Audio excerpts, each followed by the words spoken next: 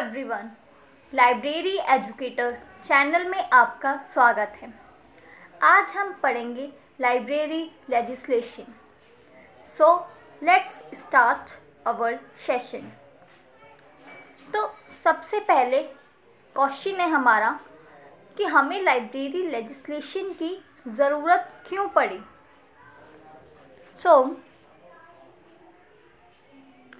सबसे पहले हमें फाइनेंशियल सपोर्ट चाहिए था अपनी लाइब्रेरी के लिए, क्योंकि बिना फाइनेंशियल सपोर्ट के कोई भी लाइब्रेरी अपने कार्य को करने में सक्षम नहीं होती। इसीलिए हमें फाइनेंशियल सपोर्ट की ज़रूरत पड़ी। सेकंड, लाइब्रेरी के रूल्स रेगुलेशंस, इनके लिए हमें ज़रूरत पड़ी, क्योंकि हर लाइब्रेरी के रूल्स एंड रेगुलेशंस अलग थे। इसीलिए हमें कुछ समानता लाने के लिए हमें लाइब्रेरी लेजिस्लेशन की ज़रूरत पड़ी। हालांकि अभी भी अलग अलग लाइब्रेरीज के अलग अलग ही रूल्स होते हैं। थर्ड,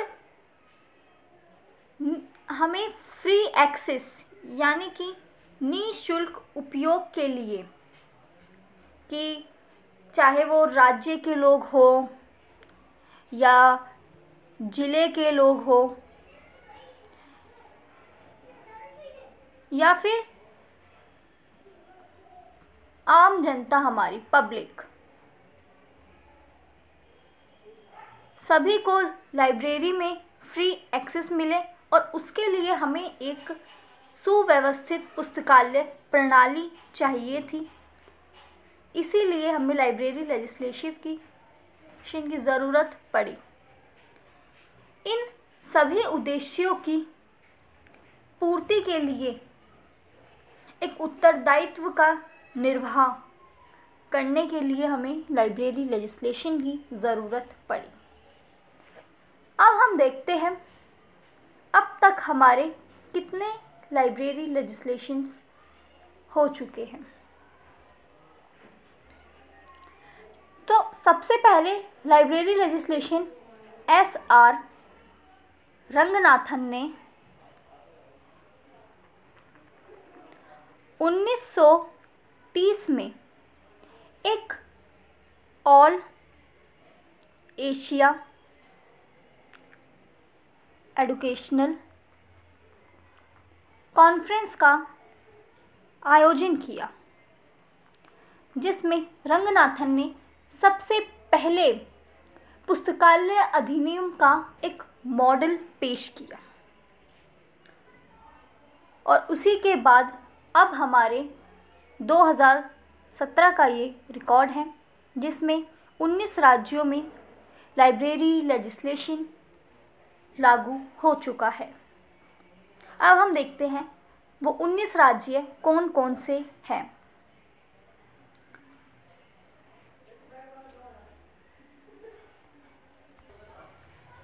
पहला है हमारा मद्रास पब्लिक लाइब्रेरी एक्ट, जो कि 1948 में आया और ये लागू हुआ।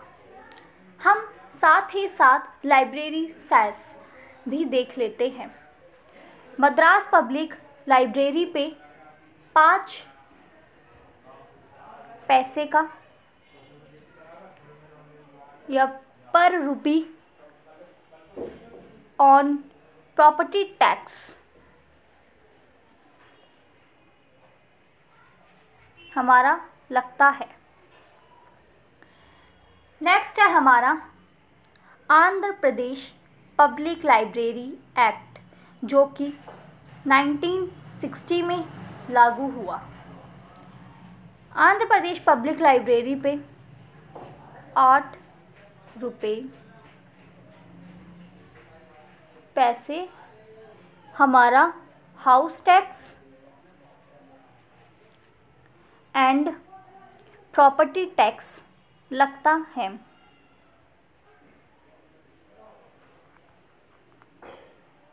नेक्स्ट है हमारा कर्नाटक पब्लिक लाइब्रेरी, जो कि 1965 में लागू हुआ। इस पर हमारा 3% लैंड रेवेन्यू है।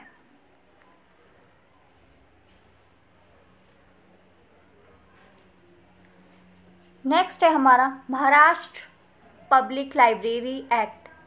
ये एक्ट 1967 में आया और महाराष्ट्र पब्लिक लाइब्रेरी पर लाइब्रेरी सेस नहीं लगता। नेक्स्ट है हमारा West Bengal public library act, जो कि 1979 में आया। इस पर भी हमारा कोई प्रोविज़न नहीं है लाइब्रेरी सेस के लिए। नेक्स्ट हम देखते हैं मणिपुर पब्लिक लाइब्रेरी एक्ट, जो कि 1988 में आया। इस पर भी हमारा कोई भी लाइब्रेरी सेस नहीं लगता। नेक्स्ट है केरला पब्लिक लाइब्रेरी एक्ट, जो कि 1989 में आया। इस पर हमारा house tax and property tax लगता है।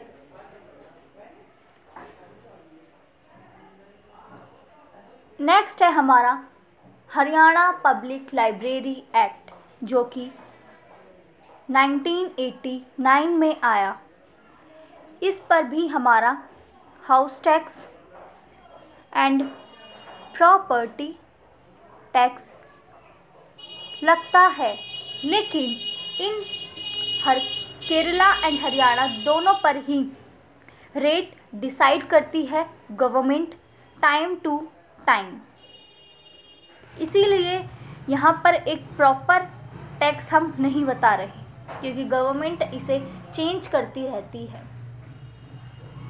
नेक्स्ट है हमारा मिज़ोरम पब्लिक लाइब्रेरी एक्ट, जो कि 1993 में आया और इस पर कोई प्रोविज़न नहीं है लाइब्रेरी सेस के लिए। नेक्स्ट है हमारा Goa public library act.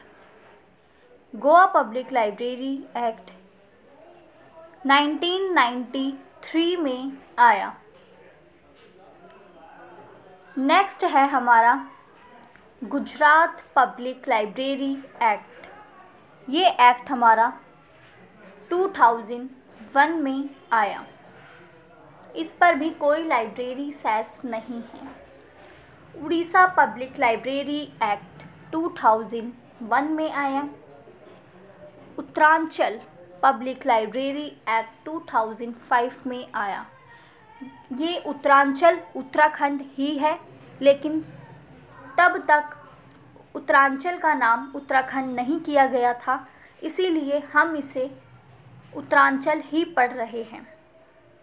Next है हमारा राजस्थान पब्लिक लाइब्रेरी एक्ट, जो कि हमारा 2006 में आया। नेक्स्ट है हमारा Uttar Pradesh public library act. ये हमारा 2006 में आया। इनमें से किसी पर भी कोई भी प्रोविज़न नहीं है लाइब्रेरी सेस के लिए। नेक्स्ट है हमारा Bihar state public libraries and information centres act, जो कि हमारा 2008 में आया। नेक्स्ट है हमारा लक्षद्वीप पब्लिक लाइब्रेरी एक्ट 2007 में आया। And Chhattisgarh public library act, जो कि 2008-9 में आया। नेक्स्ट है हमारा उत्तरांचल पब्लिक लाइब्रेरी एक्ट, जो कि हमारा 2009 में आया।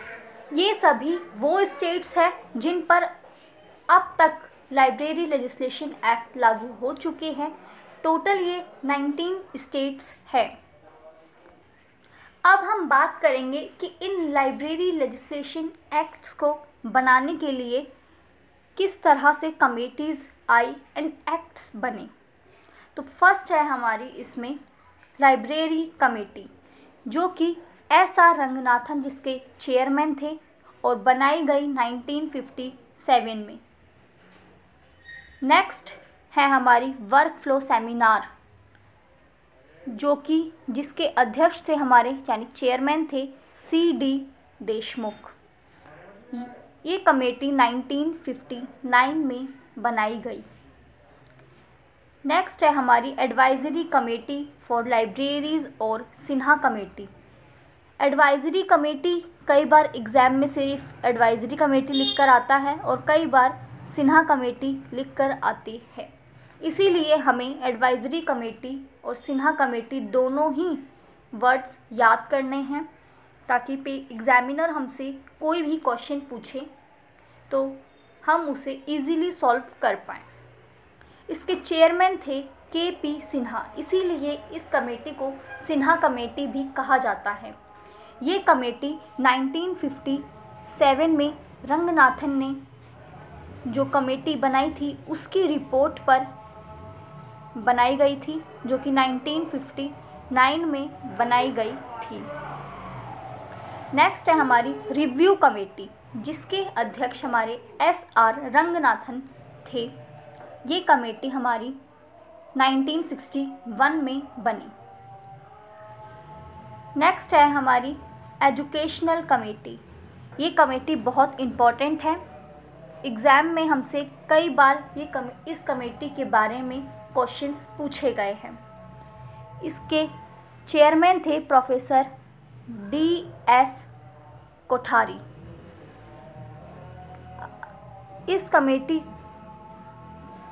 ये कमेटी 1964 में इस्टेब्लिश हुई थी। नेक्स्ट है हमारी वर्किंग ग्रुप ऑन लाइब्रेरीज। ये कमेटी हमारी 1964 में बनी। मल्होत्रा कमेटी के अध्यक्ष थे RC मल्होत्रा, इसीलिए इसे मल्होत्रा कमेटी कहते हैं, जो कि 1983 में बनी। Committee on national network system for university library. ये कमेटी भी बहुत इम्पॉर्टेंट है, इन कमेटीज से क्वेश्चंस आए हुए हैं। इसके चेयरमैन थे यशपाल। हमें चेयरमैन भी याद रखने हैं क्योंकि चेयरमैन्स भी पूछ लिए गए हैं प्रीवियस ईयर क्वेश्चंस में। ये कमेटी 1988 में इस्टेब्लिश हुई। नेक्स्ट है हमारी national library and information policy, जिसके चेयरमैन थे DP चट्टोपाध्याय। ये कमेटी 1985 से 1986 में इस्टेब्लिश हुई। नेक्स्ट है हमारी curriculum development committee on library and information science. इस कमेटी के प्रोफेसर PN कुला इसके चेयरमैन रहे हैं, जो कि 1990 में बनी। UGC model curriculum library and information science committee. इस कमेटी के चेयरमैन डॉक्टर CR करिसिदप्पा रहे हैं, जो कि 2001 में बनी। National knowledge commission Sam Pithora इसके अध्यक्ष रहे एंड 2005 में ये कमेटी बनी।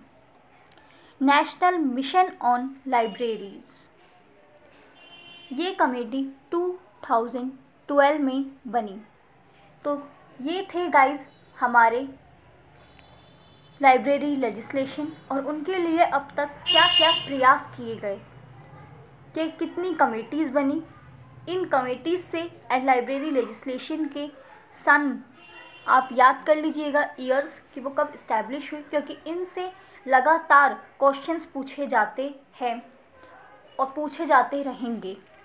तो एक क्वेश्चन भी जैसे कि आप जानते हैं बहुत इम्पॉर्टेंट है, इसीलिए हम इन सबको याद कर लेंगे। आप स्क्रीनशॉट आई होप ले लेंगे। आई होप आपको हमारा आज का ये सेशन पसंद आए। लाइक कीजिए, शेयर कीजिए एंड कोई भी क्वेरी हो तो कमेंट कीजिए and subscribe our channel and thank you guys.